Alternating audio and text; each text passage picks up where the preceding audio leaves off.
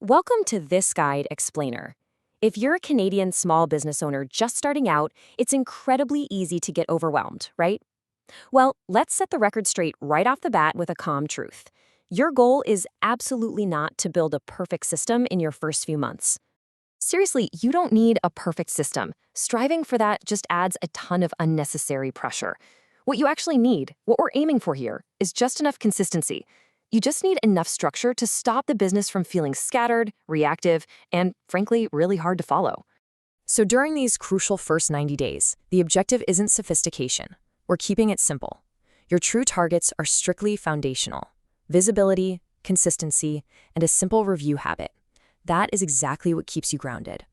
To get you there, we're going to follow a really pragmatic 4-step roadmap. This is going to build that much-needed consistency over your first 90 days. Let's dive right into it.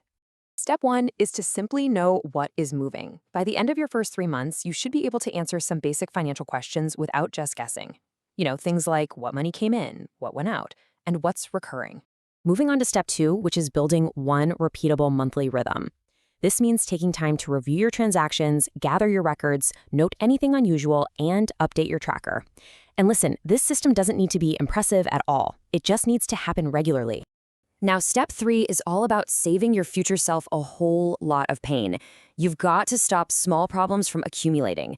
Things like missing receipts, mixing up your personal and business spending, unclear bank transfers, or uncertainty around GST and HST.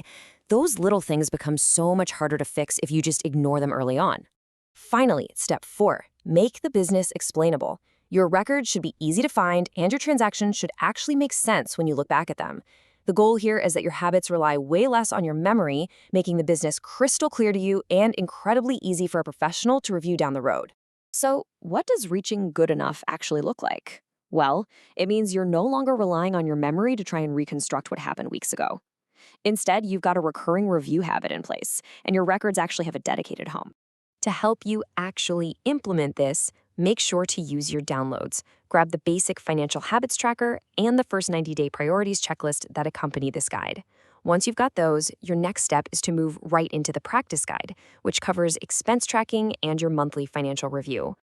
Ultimately, your first 90 days are really just about building a solid foundation on 3 core pillars: visibility, consistency, and a monthly review.